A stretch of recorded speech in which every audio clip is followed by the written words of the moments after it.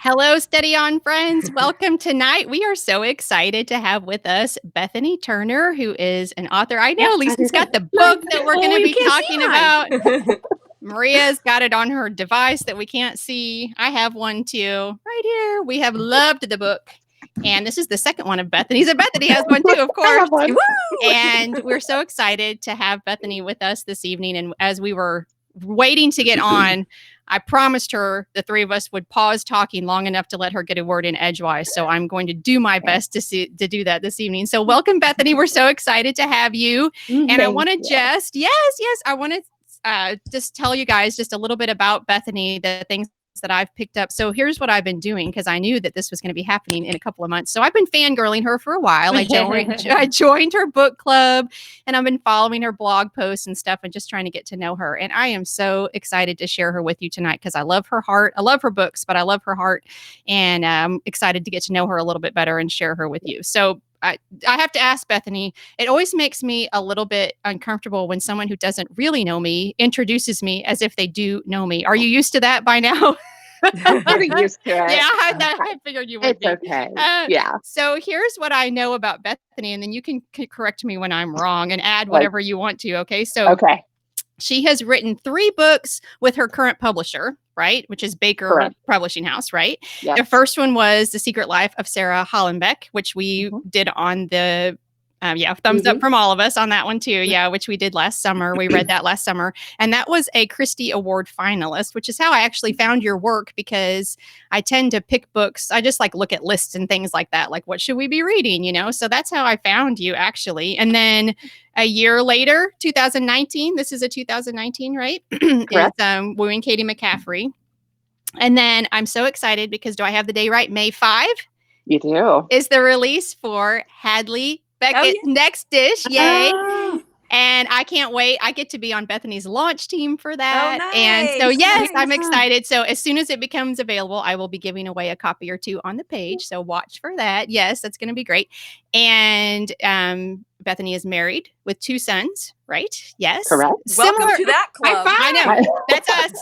We all have, we didn't even say that. All 3 of us have 2 sons. Really? Yeah. So how old are your sons? You've got one that's close to my Alex's age, I think. Remind me. Yeah. 17 and 14. 17 and 14. Okay. And my boys are 15, almost 16. He's almost 16, 15 and 10. Yeah. So both Maria and Lisa's boys are both in college, so they're a little bit older. Yeah. So they're ahead of us. So we got the whole span. Yeah, I was pulling up the rear because I had a baby later than the rest of them. So yeah. But and Bethany makes her home in Colorado now, right? Is that where you're from? Or I'm actually from Kentucky. Okay. Lived there until first 21 years of my life until I got married. Okay. So, is your husband from Colorado? He is. Yeah. Okay. And we met online. So I would throw that out there. There you go. That sounds in kind the of 90s when it was scary to do so. But anyway, so then we never actually lived in the same state until after we got married, moved out to Colorado and been here 19 years. Wow. So how long have you been married then around about that? It'll be 19 this month. Yeah. So my husband and I have been married almost 22. It'll be 22 years in August. Okay. Maria's at 25. Right. Okay. Yeah. And Lisa's 26. She's like, dang, I didn't write down the answer to this question.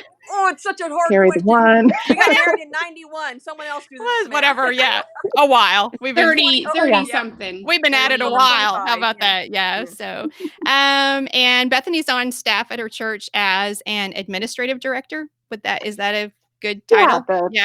Sure. We're small enough that we all do whatever we have to do. Oh, you wear a lot of hats then. I wear a lot of hats, but yeah, I'm part of the leadership team and I handle the business of church is kind of the best way to look at it. Yeah. And how long have you been doing that? I've been on staff about 5.5 years now. Okay. All right. Yeah. And I remember that you left a banking career, like a pretty stable banking career, right? To write and to go into ministry. Mm-hmm. Yeah, I didn't know that's why I left a stable banking career, but that is what happened. I was vice president of a bank and had been in banking 13 years and, had climbed the ladder pretty well and, good steady job. And God said, nope, we're done here.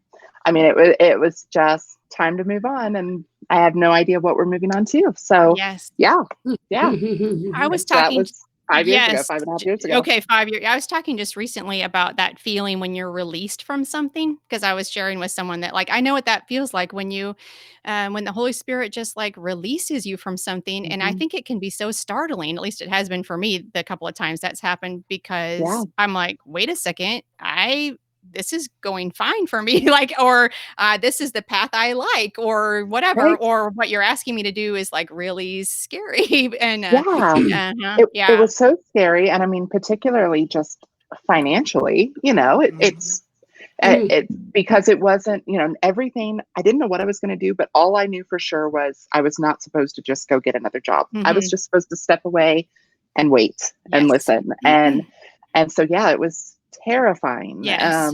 But also such a peace of knowing it was the Yes. right thing. Yes. That a similar thing has happened to me a couple of times actually during my life, because God,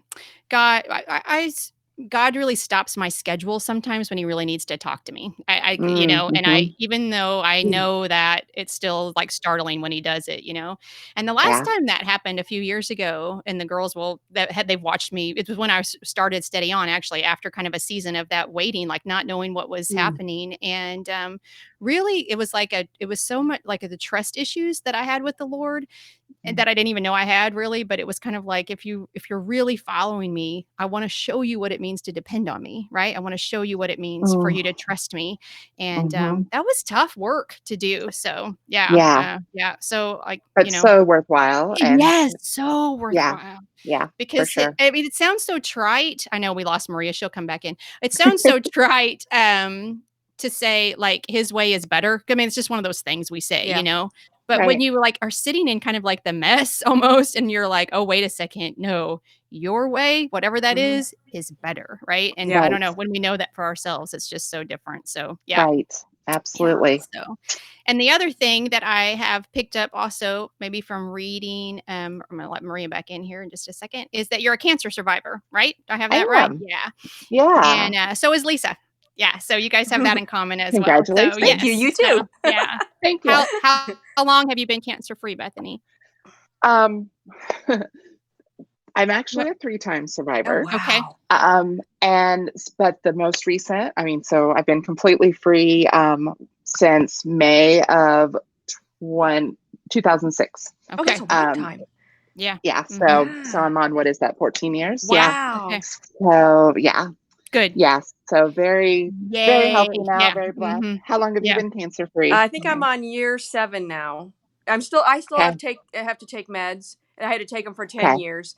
But you were Okay. certainly much younger than I was yeah. Yeah, well, and the first diagnosis, I was actually 17. Gosh. And yeah, so I dealt with that my senior year. What was the summer before my senior year of high school was my first diagnosis, and then one in between, which I'm like, that one always just gets kind of blown aside. It's not as dramatic as the other two, which is awful, but we come to terms with it in our heads the ways we can. And then yeah, they actually discovered the final one when my son was born by C-section.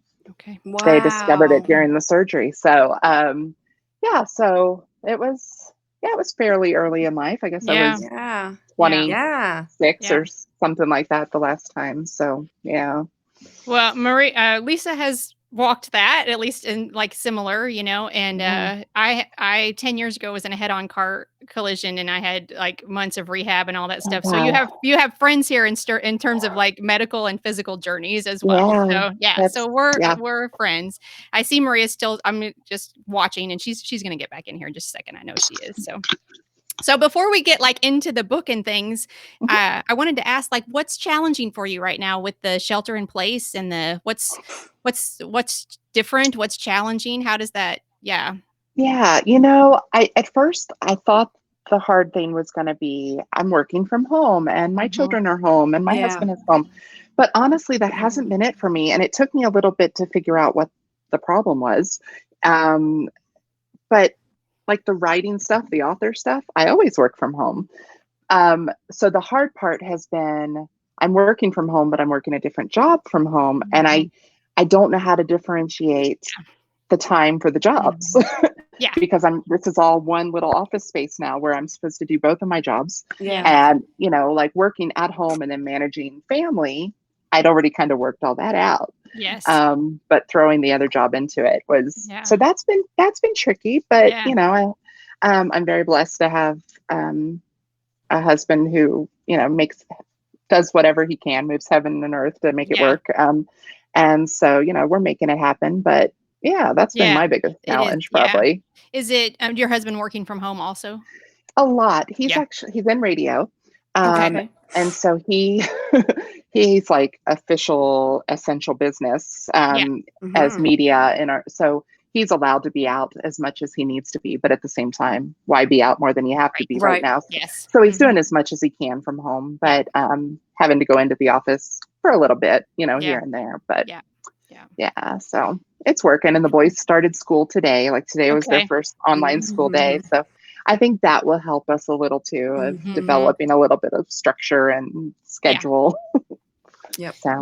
Yeah. The homeschooling thing, my older son, the high school is just starting this week, but my younger son started like day one on online stuff, and going from because I work at home also to like homeschooling a fourth grader. Well, I'm like, why? It's been hard. It's been really hard, but our motto has been this, like, we can do this thing. We keep saying we can do this thing. We can do this thing. Yeah. So anyway, Maria's not here. So Miss Marsha Lee, do you know her? She says the church is so blessed to have her. So I do. That's a good friend of mine. We served together at the church for quite a while until she had to move away, and I miss her every day. But that's so sweet. Good. Yeah. So one of the things I wanted to ask you about is I have really appreciated and learned from you actually the way that you handle criticism. And I think it's really interesting when you do your book clubs in the evening, when some of us are on and just watching and we're talking about your books and things, is that this is my perception. So you correct me and add to this the way you want to. But for me, I hear you saying, it's there and it hurts. There's nothing, about that that's not true. But it's largely from people that don't understand what I'm trying to do. Yeah. And I really appreciate that. I don't know if you know the work of Brene Brown, but she talks about the arena, and like when we step out and do something vulnerable or risky or whatever, it's like the arena and all these people are kind of watching, and stuff, and they'll throw criticism or, stuff. She kind of has a whole teaching on that. But one of the things she has taught me in that teaching was she says, if you're not also in the arena doing hard things, I'm really not interested in your feedback. And that's really, that's like your, I don't know if, I don't know that you did that to me, but I'm like, oh, that's what she's talking about, where it's kind of like, it's out there and, So talk about that a little bit. Yeah. Well, I think you nailed it in a lot of ways. And, cause the thing is, it's like, just to make it very clear, and I always want to be clear about this, I'm fine if you don't like my book. It's not about that. It's not everyone is going to like it. Not everyone's going to like the way I write. Not everyone's going to like the story. That's not the sort of stuff that really affects me emotionally. What affects me is, like you said, when he didn't understand it. Even that though is it because it's more about. It's like, okay, you missed the point. Okay. Those are the things when I really just, I have a push in me, and I think it's the same, again, not about, the way a couple got together or anything like that. But when I'm talking about these truths that I know to be true from the Lord, about people and about, how we deal with things, and that this is reality, and that this is, there are people who struggle with these things and all of that. And so when someone comes in and, like it or don't like it, but trying to say that I had it all wrong.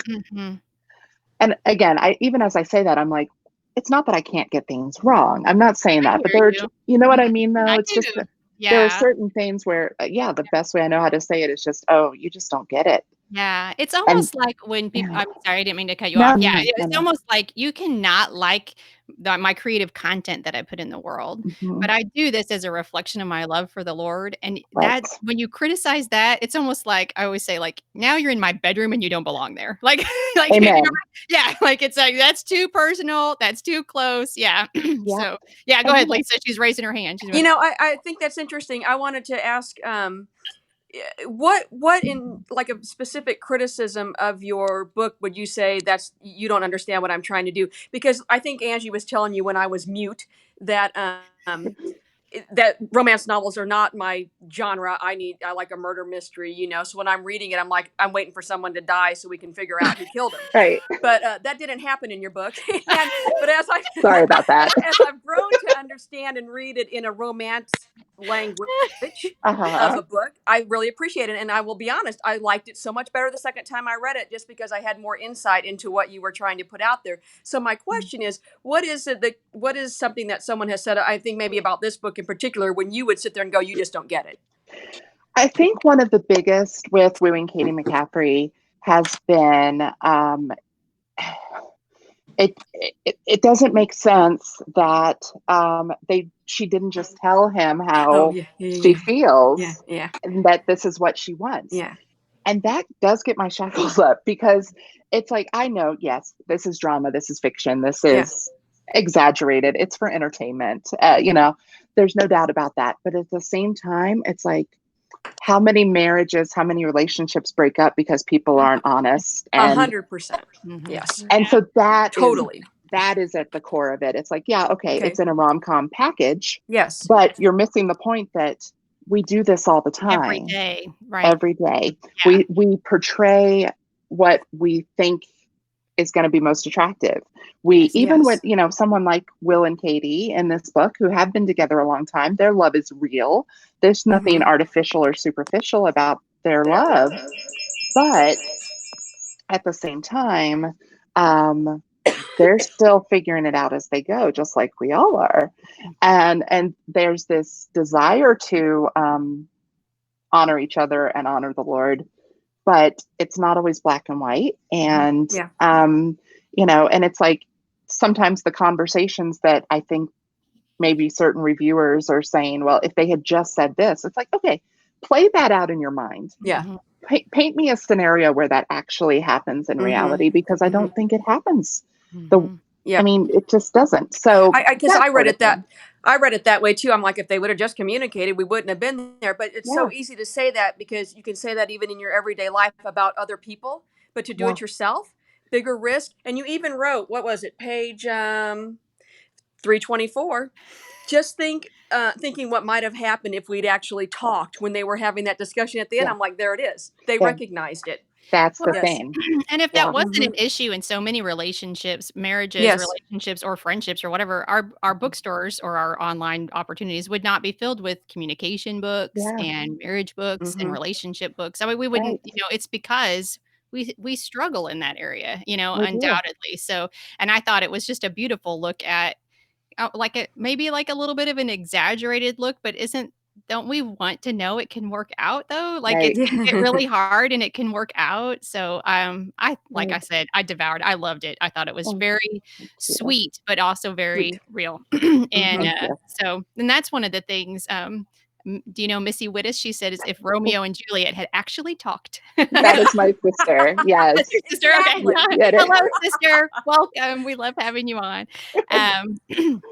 So I have to say, all that said, like, I was shocked and surprised in a good way at the way, like, after they'd been together for 4 years, then they sort of like accidentally have sex, right? They've been, and they, because at first I thought, these people have been together 4 years, like that seems unlikely to me. And that was before I kind of realized that they were both dedicated to the Lord and they wanted to keep that relationship like that. And it was challenging for them, and they set boundaries. And that's one of the things I really appreciated about Sarah Hollenbeck also, is because I was really surprised in Sarah Hollenbeck that she was really honest with Ben right up front.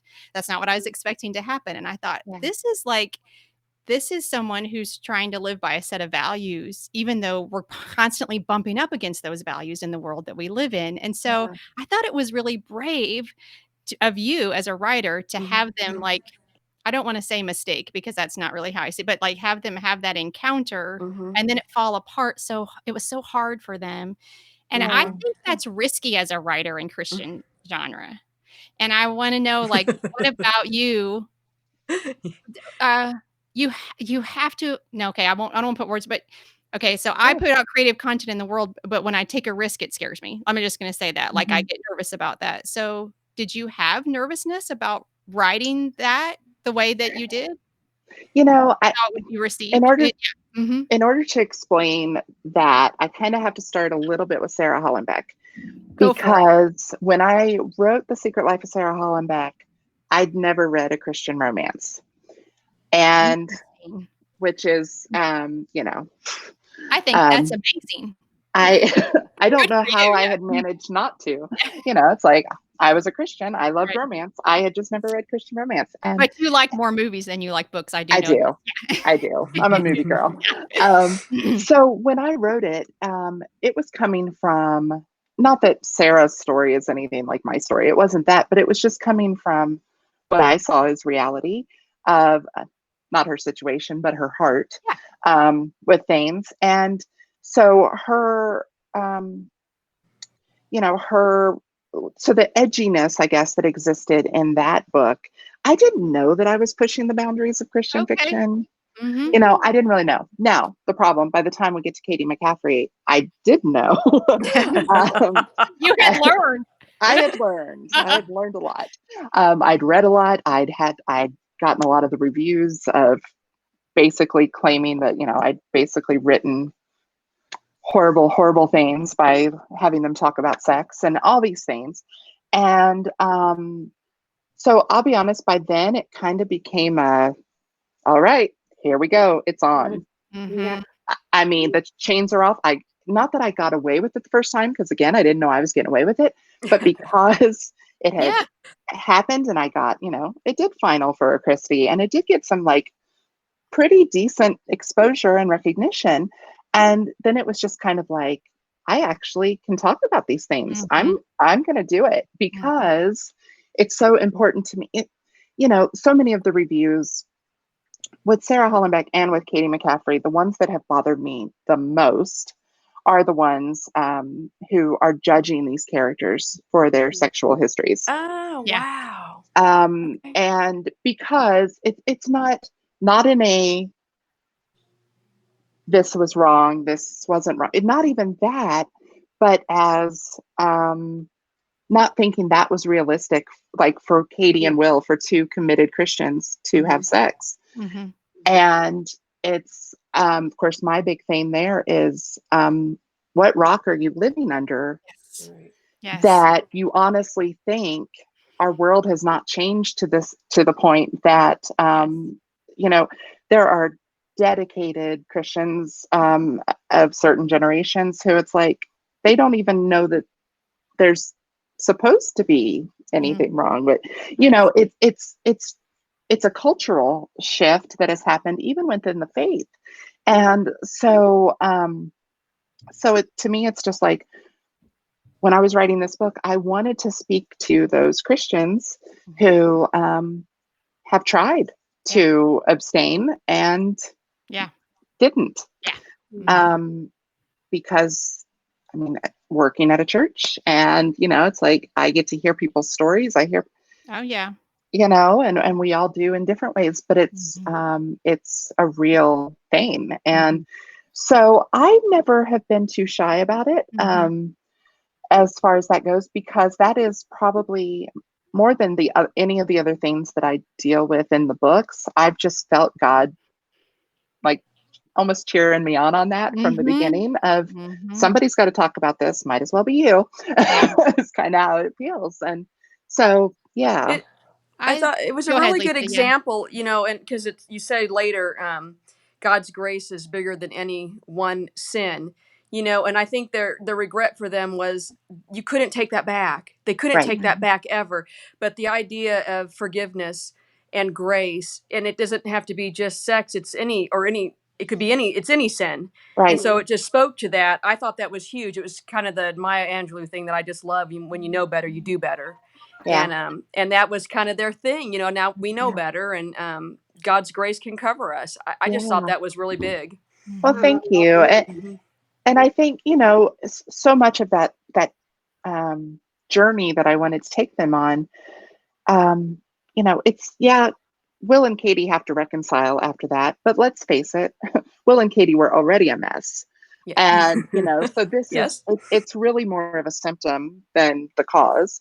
And really the reconciliation that has to happen is within each of them and with God. And, and I loved being able to, not to, get too deep in the details, but like one of the most powerful things for me to write was Cadie and Will's very different moments of repentance. Yes. And because Cadie here, she grew up the good preacher's kid, all this stuff, and Will's the newer Christian. But for him, it was a simple moment of, oh, I get it now. Sorry, God, we good? I mean, that was basically it. And for her, there was practically, gnashing of teeth and tearing of, it had to be this, she had to be broken. And, but I wanted to put both of those out there separately because they're both right. I mean, God meets us in both of those situations. And, it doesn't have, whatever the sin, whatever the repentance, however it comes about, it's like there is no one picture of what that looks like. That is God meeting us where we are and loving us anyway. And go ahead. Sorry. It's never the end of the story. And I think you handled it with such care and respect. And in this case, it's not the end of their relationship either. Right. Like it's just, it's not the end of the story. Your sister writes in The Power of the Praying Wife, where Stormy Omartian, I can't remember how to say it, writes, it's never too late to pray for sexual purity, no matter what has occurred in either of your pasts. Interesting. And, there's it is such an important part of the relationship, but it's not unable to be made right.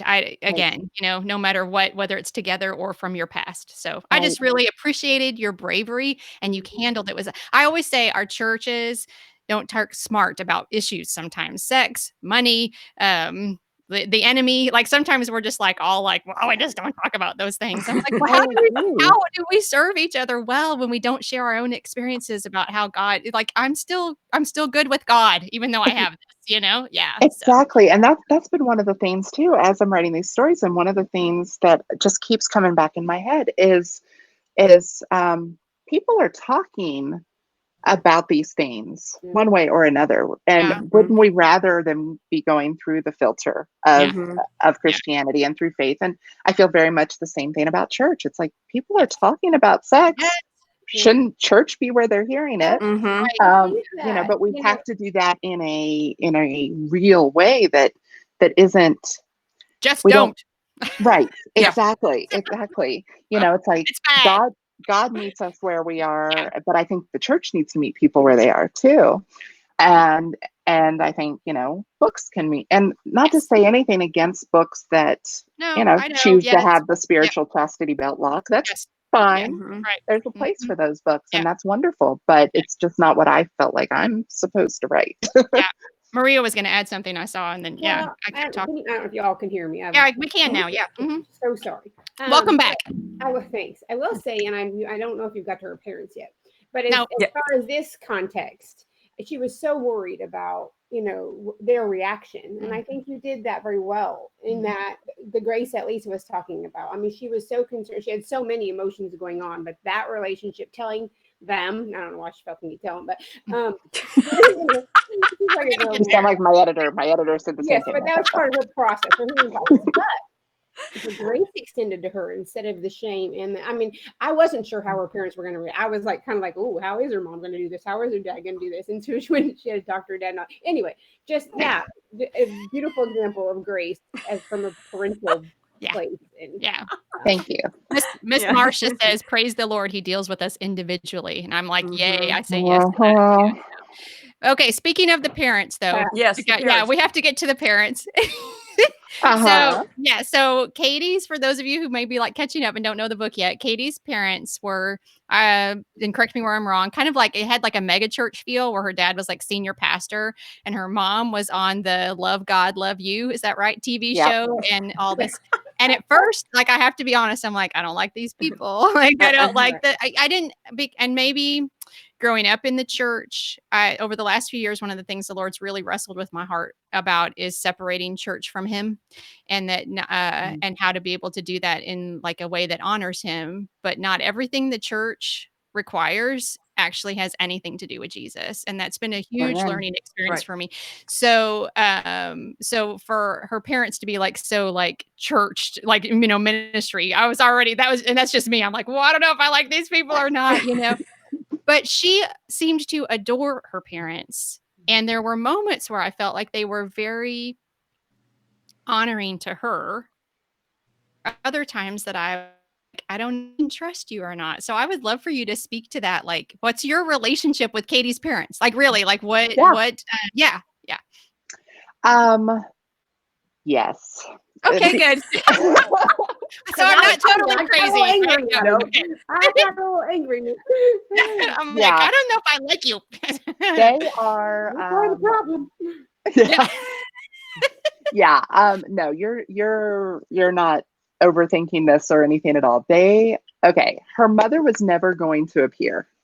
That was one thing. I originally had her as, wow, she can't possibly be as bad as we're going to be imagining her. I was going to, play into that.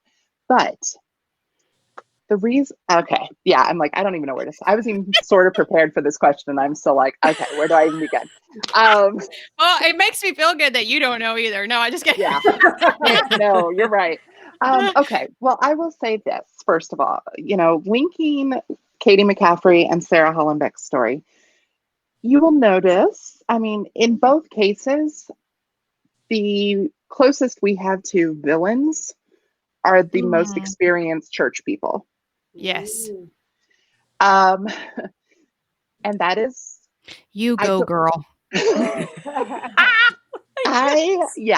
Because like a lot of what you were saying, Angie, it's separating church from faith, separating church from religion from relationship. Yes. And now, I am a strong believer in the local church. Obviously, that's what I do for a living. Me too. So it's like I love the church. Me too. But not everybody's getting it right. Yeah. And so I think I've said since I started promoting Sarah Hollenbeck, it's just been a line that's just come up continuously in my mind, and I still say it. And it's no one is more damaging to Christians than Christians. I agree. And when we are proclaiming that we are representatives of Jesus, and yet we are not loving like Jesus and behaving like Jesus, we can do more damage than any atheist any day. And I firmly believe that. And as far as in the lives and the hearts of believers, because we can mislead people so badly as far as who Jesus really is and what he really represents. And, and I did grow up in church, a minister dad, and all of this. So it's like, I've seen the hurt, I've seen the damage that people can do. And so I think there's very much a bit of that. And with Cadie's parents, finally getting to the answer now that I've, given all the backstory, they love their daughter and they love God, but they're not getting it all right. Well said. That's well said. And I think that's what it comes down to is, to not give away the spoilers, but the fact of the matter is, more than any other people, they actually are the villains of this story. Apart from what we do to ourselves and what we, all of that. But as far as that goes, but never once did they mean to hurt her. Right. Never once did they love Will. Never once did they mean to hurt Will. Will is the man they want for their daughter's future. But they have a picture in their mind of how that should go. and they meddled too much, and Cadie let them. Mm-hmm. And Will let them because of his love for Cadie. Mm-hmm. And so it all, so everyone holds responsibility in all of that, but they are not bad people, but they are misguided. Misguided. That's things. Exactly what I was thinking. And don't you think and this is me going just a little bit deeper, don't you think there's like when anything is more important to us, anyone's opinion is more important to us than God's, right? He will deal with that in one way or another, I think. And I see that with her in her relationship with her parents, where actually she needed to be okay. Cadie and God needed to be okay. And then Cadie and Will needed to be okay. And then Cadie and her parents if possible, needed to be okay. Yeah. And Cadie had that out of order also. But but we just have to learn that, because that's a growing up thing, I think. Yeah. So and again, and then just having a moment where finally it's like, okay, she got it right with God. Now she finds out some things with her parents, and then it's like, I'm making this right with Will no matter what. Right. I mean, you're done. But I hope you come along, but if you don't, but regardless, this is the man I love. Yeah. Right. But in that moment, her parents were completely with her and on her side, because they, in their heart of hearts, they did want what was best for her. They just had a different opinion of what that was. Yeah. Well, like I said, I was never really sure what to expect from the parents. Yeah. At every situation, I'm like, oh, is this where they're going to be like, I think that points to the good writing. We're not really sure. Yeah. I really do. Now I do. So obviously I wanted to talk about sex and the parents. I don't know what Lisa and Maria, not separate, of course. Nailed it. But I don't know. Lisa and Maria, did you guys have other like favorite parts of the book, or questions for Bethany before we move on to something else real quick? I did. Go ahead. I did like all the movie references, because I knew most of the movie, so I could like follow along with that. I wondered if people that couldn't didn't know the movies, if they could follow along with that. I don't know. Even say anything, I could visualize it in my mind the way you had it written, and I'd never even seen the movie. But I think one of my favorite lines in the whole book is on page 171. And it's when Bethany probably knows exactly what you're talking about already. Oh, yes, that one. She memorized. Will, and I think I don't know. I didn't write down the particulars, but Will says, "I made the commitment to love her forever. That commitment doesn't go away just because she's not in on the plan." Oh, I just love that line. I'm so glad you love that line. I'll tell you, it's not every line that there's a story about. That one there actually is. Actually, pretty much every line you guys have said so far, there's a story about. We know how to pick the good ones. I had that line before I wrote the book. Oh, that's awesome. Oh, and gosh. It was just one of those, it just came, and that makes it sound so, it just came to me. It was funny. No, but I just heard that. I heard my hero saying that. And so it got written down before I had written anything else in the book. And then the moment came along, it was like, there it is. There it is. There it is. So just put that in your back pocket until it's time for it to show up, right? That's Will, great. That was you talking. Yes, thank you. So. And I have one other before I let Maria go. But while you do that, Beth Aaron says, "I love Cadie and Will so much." Just so you know, she's Go ahead, Lisa. I like go ahead, Lisa. Yeah, sorry. No. On page 68, I just thought that this is so in my life how things go, and I don't know if it's because I'm a 7, but time could pass much too quickly in a way it only does when you want it to stand still. Isn't that the truth? That's when you want time to stop, and it goes so fast, and the things that are bad, that it just like drudges on forever. Think pandemic, and and I just thought that line just really resonated with me. That it goes so quickly just when you don't want it to, and you're just loving that moment. I love that line. Yeah. Thank you. Awesome. Thank you. Yeah. Oh. Maria, do you have things like questions or other parts of the books that just no? Nothing that resonates. I just have one thing I noticed between the way the two characters handled it, and I could be way off, so correct me if I'm wrong. But Cadie, we will. Yeah, and we all do have our own ways of dealing with it. But what I appreciate about Will, I liked Will way more. Not way more than Cadie. Anyway, Will found himself turning to friends, deeper Christian friends, and surrounding himself with people that would encourage him and build him up and come alongside him, not knowing the future. Where Cadie kind of withdrew and isolated herself, and Yeah. And I think here I am. I think that led to our longer healing process. But I appreciated that about Will, like, because I tell my boys all the time, it's who you surround yourself with, and the Lord will put people in your life. And I think I really love that about his relationship with, I forget their names, Kevin and Kevin and Ellis and Cadie did have a tendency to like she withdrew, but also like she had support to go to, right, like with her friend Darby, right? And so, I mean, there were people that loved her, and even I was surprised when she quit her job like that too. Like I'm like, oh, there's a way to do this, but she she was a little bit reactive a couple times that I thought, oh no, that's going to come back to bite you. But Lord, you have to quit the whole company. Right.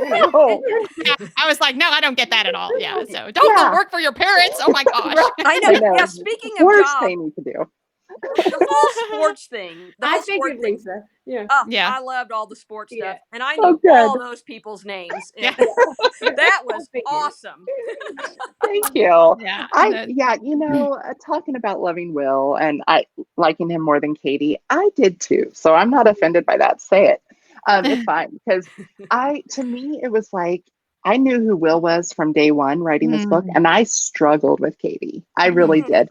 And I wanted her, well, for one thing, if I had done a lot of those things that we were just talking about that she should have done, which it's like, okay, I'm just taking Sarah Hollenbeck and making her an accountant.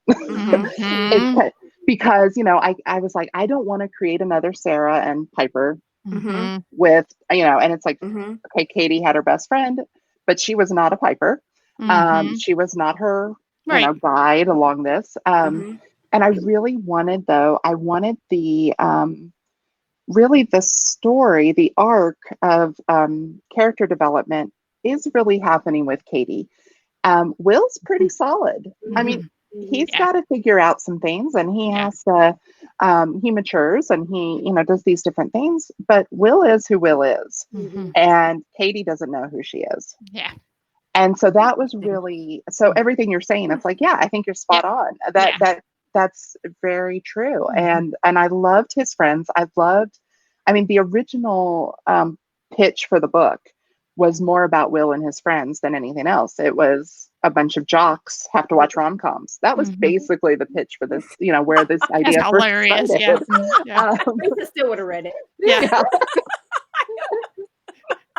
So I think, you guys nailed it. It's Cadie was a mess, and Cadie had to be completely broken so that she could rebuild. Will just had to get a little shinier and buffer up some things, but he wasn't in that bad a shape, except for what Cadie was doing to him. That but I can really identify with Cadie though, so I can't give her too hard of a time. So. Me too. Go ahead, Maria. You were going to say something else. And that's not very uncommon in relationships. I mean, oftentimes there's a person with a little more emotional mess, and a person that's a little stronger, and Well, and I love turning that. I'm so sorry. I think no, go ahead. I love turning that on its ear a little bit. Of the one that you think would have it more together doesn't. True. And I think again, Sarah Hollenbeck, Ben is the pastor and all these things, but Ben's really the mess in all this, not Sarah. Ben's, even though it's not his story, even more so than, I think William Cadie McCaffrey is Will and Cadie's story. Sarah Hollenbeck is Sarah's story, but Ben's the one fighting his demons and having to restore his faith and build that back up. Sarah, she's having to face a lot of reality in this new faith and learn a lot of things, but she's actually the solid one, as far as her faith being so straight and pointed. It just goes back to what we were saying earlier, that it's about knowing Jesus, not about knowing church. Absolutely. Absolutely. Yeah. So, but when you were talking about the different characters, and there's always an Anna Alvarez, isn't there? There is. Always the one that's going to come and put her hand on and try to make a play for something. I thought that was hilarious that character was in there, and I like that he rebuffed her, but was completely clueless that she was doing, because that's so typical. That's so typical. Is that her name in Sarah Hollenbeck? That's who that Anna. No, Anna is this one. Is then? Oh, that's this one. Oh, what was her name in Sarah Hollenbeck? Laura Bellamy. Oh yes, I know that. Laura now. Bellamy. Yes. Sarah, yes, Okay, yes. There's always that character. I had forgotten their names. I don't like them. I know. Oh, that little Anna. I know. I had words for her. I know, and because it's like Will's not doing a thing in the world wrong other than being clueless half the time. Yes. But I think that is such a thing. It's like, and I'm not bashing our men counterparts. I love them. Mm-hmm. But they just don't think of things the same way we think of things. And so, where Cadie, all it takes is one glance of that and she's got the whole situation, and Will's just, what? I don't know, just kind of a dope about it. Yep. Just because he's just, and it's not that there's nothing in his head even enjoying the attention from Anna. It's not that. He just isn't thinking about it. Yep. He's got Cadie on his mind, and that's it. He doesn't see the danger. He doesn't see the danger. And doesn't see what Cadie could be seeing. And it takes Darby saying, "You're an idiot," right. in order for him to see it. So, yeah, that was good. Cool. Well, I want to switch gears. I'm watching our time, and we've taken up a lot of your time already. So I want to switch gears, and I want to ask you a couple just questions about you. Like, so what is it about romantic comedy movies that connect with you? Why do you love them so much? Do you know? That's a great question. I don't know if I fully know, but I love, if there's nothing funnier than love, I think, I love romance, but I don't want to be torn up inside. Sometimes you want that, you want your Out of Africas or your English Patients or whatever here and there. I love Out of Africa. It's one of my favorites. Girl. Me too. I'm with you. I quoted. Yes, go ahead. Sorry. Yeah. I digress. No. Let's digress on Out of Africa anytime you want. No doubt. But, it's like in general, like we were talking about earlier, I love knowing that it's going to be okay and that these people are going to end up together. But how many messed up situations can we push them through as we get there? Yeah. I love it. And I just think, especially like my sister, I see is quoting Out of Africa. Yes, I had a farm in Africa. I had a farm in Africa. At the foot of the Engon Hills. Sorry. I'll stop now. Love it. Love it. One of my favorites. And so, so I guess that's it. And especially like with writing it, I love being able to go on a journey that is maybe predictable, but maybe not. It's like, how this is going to end. There are no spoilers to say Will and Cadie work it out and they are okay at the end. I hope you know that before you start reading.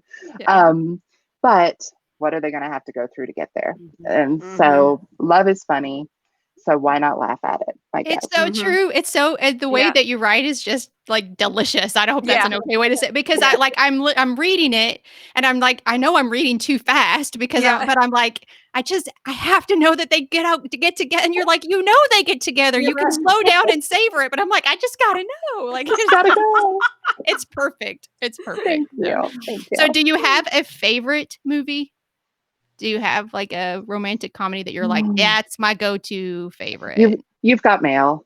That's mine too. I love You've Got Mail. Love that movie. Out of Africa and You've Got Mail, honey. We are like, we've got this thing going. Like this. We got this.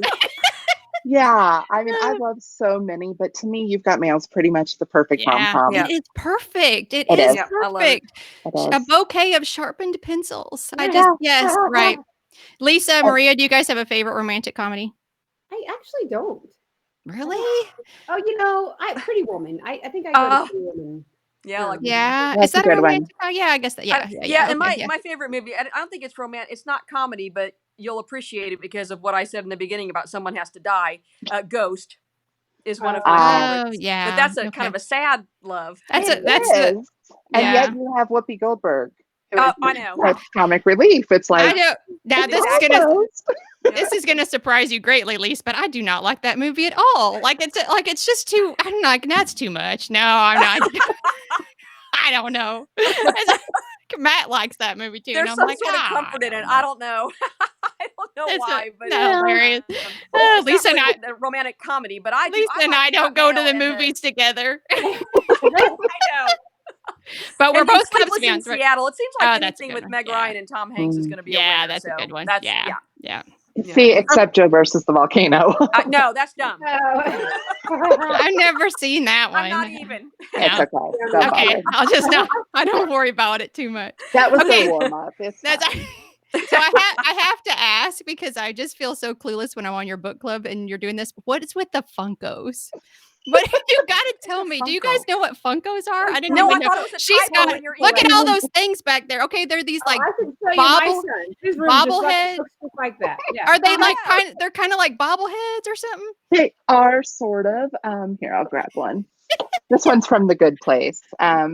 Okay. They are actual, they're just stupid little plastic dolls, but they're pop culture. It's like, it is the only thing you can really find, because it's like, I have Dirty Dancing, I have Elf, I have The Office, I have Pretty Woman, I have an Edward Lewis from Pretty Woman. It's like they actually just have these things that I love, and everything is so pop culture, and they just form my office space. Usually I'm facing the other way, usually when I'm working, and I'm just staring at all my pop culture Funkos. So it's a bit of an obsession now. I think it's hilarious. And she does a Funko. You have an Ariel Funko? I didn't even know that you would know what they are. That's awesome. I think Jenny Weasley collects them. Oh, yeah. I have. Oops, not Siri. Thought I was talking to her. I'm not. Sorry.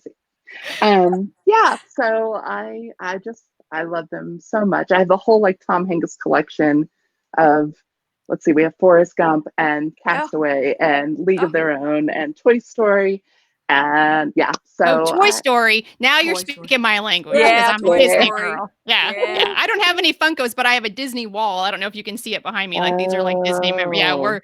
I'm a Disney. We're all Disney girls, actually. So if they have Disney Funkos, maybe I could do some kind of crossover. Okay, all right. I could get into that then. Maybe. I'm kind of glad to hear it's Funkos and not Funyuns. I thought that you had a typo, Angie, and it was Funyuns. I'm obsessed with Funyuns. That's hilarious. I couldn't get it. Oh, that's I'm glad you funny. learned something new. Thanks, Bethany. I'm glad you learned something You're welcome. new here. Hey, we want this to be a quality show. We want people to leave here knowing more than they did when they came. That's right. That is right. Funkos is what they leave with. Nothing else. I'm not promising it's deep, but I'm just saying, yes. So let's talk real quick about Hadley Beckett, right? So pre-orders, are people already able to pre-order? They are. Pre-orders are available now wherever books are sold. We're going to have some really great pre-order goodies coming up here in a little bit, but you can go ahead and pre-order and just hang on to your receipt so you can put in your order number or something. Awesome. But yeah, it's going to be a lot of fun. As soon as those books are available, I'm going to be giving away a couple of copies on the page so that people can have them and read them, because I think they're going to, if it's, and I did hear you say that these are your favorite kisses that you've written. True? Yes. Okay. True. So we're looking forward to that. So I can't wait. Yeah, it's pretty fun. And so we're excited for you, and I'm so honored to be a part of your launch team. Thank you for allowing me to do that. It's going to be great. I'm really excited about doing this with you. And so what's next after Hadley Beckett? Do you know? I sort of do. Yes. Yeah. What will you tell us? What are you working on, or what's going on with you? Yeah. I can tell you there's another rom-com coming, and it takes place over 10 years. And it sounds ambitious.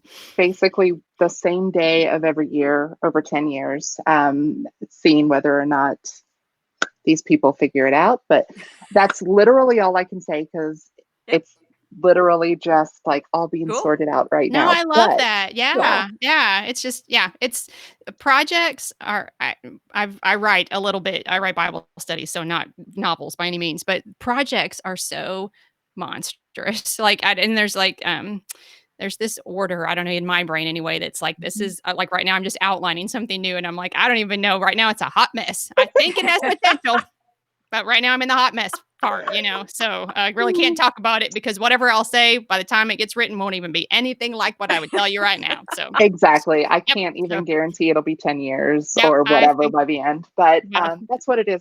Thanks for sharing. Yeah. Thanks for sharing the little picture of where you are right now. So, where can we, for those who have fallen in love with you while we were talking this evening, where can we find you? Where can we follow you? The best place is to look at See Bethany Wright anywhere. My web address is cbethanyWright.com.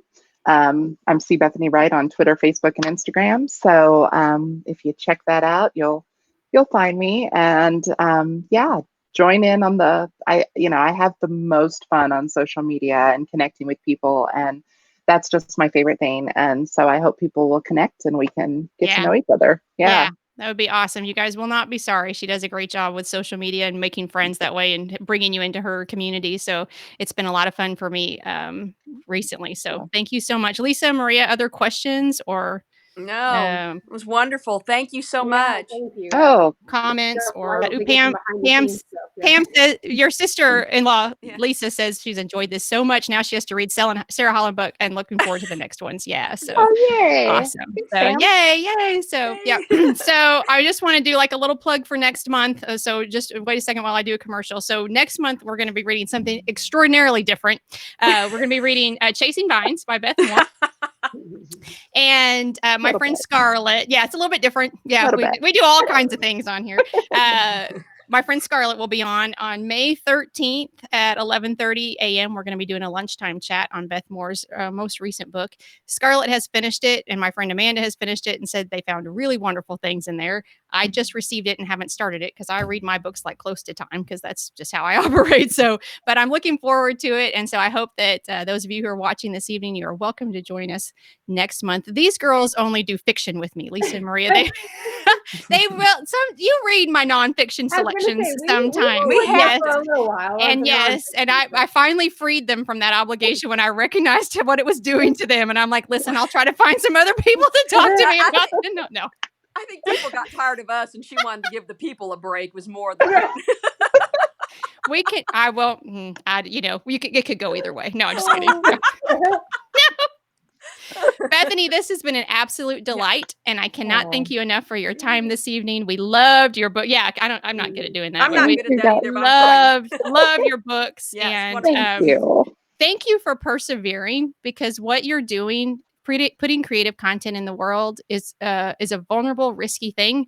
And whenever you do that, people are going to but I hope that for every person that does that, you have like 100 around you that are going, no, you go, Bethany, because what you're doing, it's important. And I think maybe sometimes people are like, it's a romantic comedy. It's not important. It is important. It helps us talk about real things. It gives us a place, like a safer place to explore some really important things in our lives. So thank you for your work and your witness. And it's just been a delight to have you on this evening. So thank you. I've loved every minute of this, you guys. Thank you. Thanks everybody for watching. We'll be back. See you. Have a good night, the rest of you. And we'll see you soon. Peace. Bye. Bye.